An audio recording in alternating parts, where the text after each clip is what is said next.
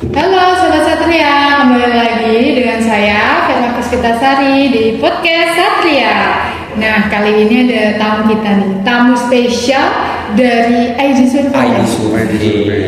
Mungkin kalau di luar sana itu belum pada tahu ya, netizen juga belum tahu nih apa ID Survey. Boleh dong dikenalin ID Survey itu institusi atau instansi atau mungkin yang di sana kurang tahu dan kurang jelas ya. Gimana Pak? Mohon izin. Oke, baik. Terima kasih Mbak. Jadi saya jelaskan sedikit tentang ID Survey. Jadi Survey itu adalah holding company yang merupakan 3 perusahaan BUMN. Jadi per tahun 2021 Desember kita ditetapkan jadi holding namanya ID Survey karena kebetulan memang 3 perusahaan ini adalah perusahaan TIC, teknik inspeksi dan sertifikasi, gitu ya. Makanya namanya ID Survey. Ya terdiri dari BKI, Biro Klasifikasi Indonesia, kemudian Sukovindo yang lebih tua ya, kemudian Survei Indonesia ini yang lebih paling muda. Jadi kita ada 3 company yang mungkin teman-teman atau masyarakat tak lebih mengenal Sukovindo dibanding kami BKI maupun Survei Indonesia. Gitu. Ya. Karena usianya masih muda memang. Kalau Esi baru 33 tahun, sementara Sukovindo udah hampir 70 tahun. Hampir 70 tahun ya? Ya, karena dia memang BUMN pertama untuk kegiatan inspeksi. Hampir lupa juga nih kenalan dengan bapaknya tadi. Aku langsung bilangnya ID Survey ya. Padahal ini yang datang ini mungkin perwakilan dari sana mungkin bisa dijelaskan ini juga. Bagian apa atau apa mungkin bapaknya bisa perkenalan dulu nih. Oke, baik. Hai. Biar lebih akrab Bahasanya ya. apa ya? Manggilnya tadi Siti. Satria dong. Oh, Satria. Sahabat Satria. Jadi kalau Surabaya Citizen terkenal. Iya. Sahabat Satria. Baik, saya Yan Ardian dari PT Survei Indonesia. Saya kebetulan dipercaya menjadi Vice President dari Divisi Tanggung Jawab Sosial dan Lingkungan atau disingkat TGSR bahasa Indonesianya. Bahasa Inggrisnya lebih umum mungkin CSR ya, Corporate Responsibility, CSR, Corporate Social Responsibility, gitu ya, kepedulian sosial itu yang sama. Dan sebelah saya ini perlu kenalin nggak? Iya ya. Oke, terima kasih. Nama saya Ahmed, ya biasanya panjangnya Ahmed Melanur, panggilan biasanya Ahmed. Ya saya juga di PT Survei Indonesia, kebetulan di bidangnya non TNK atau TGSL. Nah di sini kebetulan ini kegiatan sekarang ini ya, kami yang untuk menjalankan di non TNK. Karena kebahagiaan besar bagi kita ini juga kedatangan ya tim dari Survei ID ya. ID Survei. Ya, kalau melihat kan sudah sering ya berkunjung ke lapas-lapas mungkin ya atau baru sekali ini. Sekarang baru ini. Ya, kalau melihat lapas itu kan terdengar lebih serem ya. Kalau LPK, kalau melihat pertama kali datang ke situ kesannya gimana sih, Pak? Tadi malam saya sudah minta bocoran sama Pak Ahmed. Dia mau cerita, kan? Banyak cerita sedihnya katanya kan? Ternyata enggak. Kesan pertama yang saya lihat, ya bukan LP sekolah menurut saya. Dari mulai pintu masuknya, kemudian depan tadi itu ya gerbang, kemudian masuk lihat tadi fasilitas yang ada dan kondisi baik ruangannya. Kalau tadi Pak Kepala bilang memang ramah anak ya, karena memang untuk LPK anak. Jadi kesannya sirnal. Kalau kebanyakan nonton TV yang horor-horor ya. Jadi kepala lapas itu memang bukan nganu ya, kayak kepala sekolah ya jadinya. Kepala sekolah ya, kepala pondok gitu maksudnya. Ya, kepala pondok mungkin lebih tepatnya gitu ya. Karena nginep juga ya. Ya. Kalau untuk Bapak sendiri gimana kesannya waktu ini? Kalau untuk kunjungan ke lapas anak ini yang kali kedua. Kemarin sebelumnya di tempat di Tangerang. Ya. Nah pas sama fungsi kita lihat pas pintu masuk.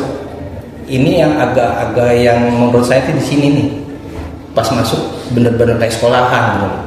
Makanya saya sempat kemarin bilang ini sekolahan apa sih, saya bilang gitu kan, sampai saya tanya Pak Sugeng, Pak ini apa nih, ini apa sampai sekolah Pak? Iya, bener. Karena video udah benar-benar sekolah gitu, ada taman bermain, saya pikir ini TK tadi sebelah depan kan, wah kayak TK itu pikir.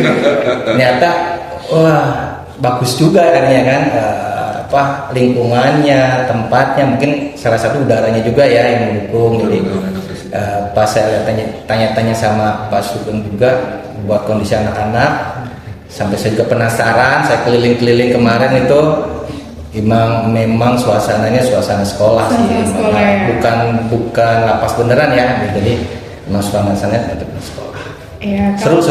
Kalau untuk kegiatannya sendiri di sini nih, ID survey ini ngadain apa sih? Mungkin yang di luar sana juga pada bingung ya, kok ada ID survey, kok ada ESP kemanusiaan juga, itu ngadain acara apa sih di sini? Memang seperti apa Pak? Bisa jelaskan nih? Oke, kegiatan kami kemarin itu ada 3. Sebenarnya ada 4, cuma kita melakukan 3, yaitu pertukangan, otomotif, sama barbers. Kenapa ada 3 itu? Salah satunya mungkin saya lihat di sini sebagian kecil minat bakat anak ya, yang minat bakat anak di situ juga ada. Dan salah satunya juga lagi ada berhubungan dengan ini untuk perusahaan gitu loh. Karena kenapa? Kami dari PMK atau TJSR ini dari kementerian ada memberi bantuan berdampak. Dampaknya seperti apa ke masyarakat, bukan berupa kami bukan uang, tapi pengakuan perubahan sikap ke masyarakat. Salah satunya kenapa kami ke LP atau tempat ini salah satunya anak kan masa depannya gede, masih jauh ya. Iya, benar. Ini yang kita incar dampaknya gitu loh, dampaknya kita sampaikan seberapa jauh kita melakukan perubahan terhadap anak. Karena kami ada SROI Mbak, ada SROI itu Social Return of Investment. Apa yang kami keluarkan berupa rupiah, nah nanti akan berdampak kami 1 rupiah. Nah 1 rupiahnya itu apa? Perlakuan anaknya berubah. Makanya tadi Bu Dewi bilang kan, setelah dari lulus di sini akan ada monitoring. Gitu. Nah monitoringnya apa? Perubahan, syukur-syukur ya seperti yang tadi yang kemarin dibilangin ya, ada perubahan dari keluaran dari sini jadi polisi ya. Iya, benar. Polisi ada yang Muhammadiyah, itu yang menurut kami kenapa kami memberikan pelatihan itu. Dan satu lagi, kenapa tiba-tiba kok ujuk-ujuk di sini ya, banyak lapas ya. Sebenarnya dari kementerian itu memang udah diarahkan waktu di bulan tahun lalu ya, ada TPB 1, nah itu soal kemiskinan, ada lagi TPB 5 gender kesetaraan gender. Ini salah satunya mereka teman-teman kementerian tuh ke lapas. Nah lapas itu kenapa kami itu di awal milihnya 3 lapas, yang di Sumatera Barat untuk wanita, lapas yang di Tangerang, sama lapas yang di sini. Nah akhirnya kami memilih yang di Blitar. Kenapa yang di Blitar? Setelah kita lihat bekerja sama IESQ kemanusiaan, ini yang lebih kayaknya lebih mengena gitu, karena lingkungannya. Kalau di Tangerang terus terang agak kecil lokasinya ya.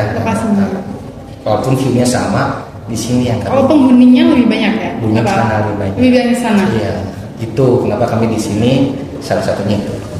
Gitu, karena anak-anak lebih berdampak ya, mindsetnya bisa dibangun sejak kecil juga, sejak remaja biar lebih ngena. Terus pelatihan kayak gini kan lebih berdampak kalau daripada dikasih uang ya. Tapi pelatihannya kan terus ya, kayak nggak cepet habis gitu, nanam terus setelah ini. Kalau harapannya ke depan buat anak-anak ini gimana? Karena memang ini anak-anak masa depan negara juga ada di sini kan, mau mewujudkan generasi emas ya tahun 2045. Gimana kamu Bapak sendiri? Ya mudah-mudahan sih dengan tadi ya kombinasi skill dan non skill atau emotional quotient ya kalau dari ESQ ya. Iya. Itu mudah-mudahan jadi kombinasi yang baik, karena memang perilaku itu awalnya dari diri sendiri kan. Jadi ya mudah-mudahan nanti tadi ada ESQ-nya, keterampilannya diasah gitu ya, mudah-mudahan jauh lebih baik di masyarakat nantinya gitu ya. Ini mungkin nama sedikit tadi yang Pak Mas sampaikan, memang kenapa sih kita ngasih pelatihan, karena salah satu pilar yang fokuskan pemerintah juga pendidikan salah satunya. Nah, memang banyak sih di luar itu anak-anak yang belum sekolah gitu ya, memang tidak terorganisir kan. Nah, ini salah satu yang kita ambil untuk kita lakukan program. Nah, kenapa kita evaluasi atau tadi Bapak Ahmad bilangnya SROI, kalau saya lebih jauh lagi sebenarnya untuk evaluasi program juga ke depan. Ini kita setiap program yang kita lakukan kita akan evaluasi dengan SROI untuk ke depan kita inovasi lagi untuk program-program berikutnya yang intinya tetap berkelanjutan. Untuk berhenti gimana? Iya, ya untuk depannya ya saya sih berharap masih ada harapan ya adik-adik kita ini diatasi dari muka-mukanya makin muka polos semua ya, muka polos banget gitu. Sebagai gaya nggak, menurut saya itu nggak nyangka lah mereka bisa masuk ke sini. Ya, kepikiran gitu ya. Iya, ya mungkin harapannya saya sih setelah mereka, mungkin kita bisa bilang di sini pendidikan lah ya, bukan jangan pembina, pendidikannya di sini mereka lulus menjadi manusia yang baru ya, manusia baru punya keahlian, punya walaupun jenjang mereka masih agak berkelanjutan kan, masih ada bisa sekolah lagi atau usaha, terserah mereka lah, tapi intinya mereka bisa mengeluarkan energi positif gitu. Nah, mungkin juga nyambung dari Pak Yen, ada berkesinambungan, ada berkelanjutan, itu salah satu. Tadi saya sempat keliling-keliling di sini, mungkin ada sedikit ini ya, sustainability-nya untuk farming. Tadi udah wah ini udah bagus juga nih. Tadi udah Jadi ilmu pertanian ya. Ilmu pertanian. Kita di Pak Ahmad juga bilang lahan kan, saya tanya lahan ya. Luas Pak, kita punya sawah. Ini jauh juga. Iya benar. Ini di belakang kalau yang blok-blok tadi itu memang ada lahan pertanian. Biasanya anak-anak itu nanam buah-buahan, sayur-sayuran itu bagian belakang. Memang nggak di sini, tapi ada di belakangnya blok itu ada jalan.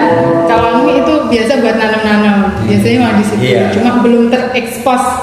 Ya, Makanya kemarin juga tadi saya juga dari kami memberi 2 visi ya. Ada visi salah satunya kenapa sekarang ini kan zaman digital.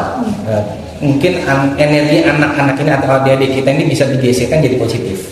Bisa jadi kan mereka bisa mengarah ke programming atau tim kreator ya, editing. Nah itu yang Banyak itu yang coba kami mengarahkan ke arah yang ke sana gitu, ke arah ya energinya mereka kalau saya lihat masih gede banget ini, umurnya masih muda banget gitu. 14 tahun gitu. Iya, Saya 14 coba- tahun. saya coba ke arah sana. Maksudnya 18 tahun. Ya untuk yang hal dasar aja ketika ujian sekarang udah pakai itu Komputer, kan? komputer, dan di sini juga gitu udah pakai komputer. Mungkin anak-anak yang latar belakangnya dari situ Bondo, Jember memang kurang mengenal hal-hal yang seperti itu, kurang mengenal. Dan kami juga terima kasih sekali karena tim ID Survey juga sudah mulai mengerti lapas anak yang memang kurang mendapat perhatian dari pemerintah. Kan kalau kunjungan di lapas, kunjungan di apa itu memang jarang ya, karena memang kurang mendapat perhatian. Kecuali kalau di sekolah, di apa, mungkin umur mereka sama, tapi mendapat perhatiannya mungkin kurang karena dianggap anak-anak yang bermasalah. Betul. Gitu. Itu paradigma itu. Iya. Jadi butuh orang-orang yang seperti ini, badu-badu seperti ini yang memang harus lebih melihat mereka, potensi mereka lebih seperti itu. Insya Allah Mbak ya. Iya, jadi Secara maksimal. iya, ini sampai diberi PC loh. Kita mau kasih banget buat tim ID Survey Sama-sama. juga. Dan kita menunggu kedatangannya lagi ke sini Insya buat Allah. anak-anak juga. Ya, insya Allah. Dan jangan lupa kepoin IG kita ya. Untuk hari ini kita tayang di YouTube juga. Oh ya? Iya, Oke. bisa di like, komen, dan subscribe juga. Karena netizen juga harus tahu nih kalau ada tim ID Survey juga. Ya mungkin di Iya. sana kurang tahu juga ya, bisa dikepo-kepoin nih ID Survey itu apa sih gitu ya. Betul. Lebih meluas lagi. Terima kasih.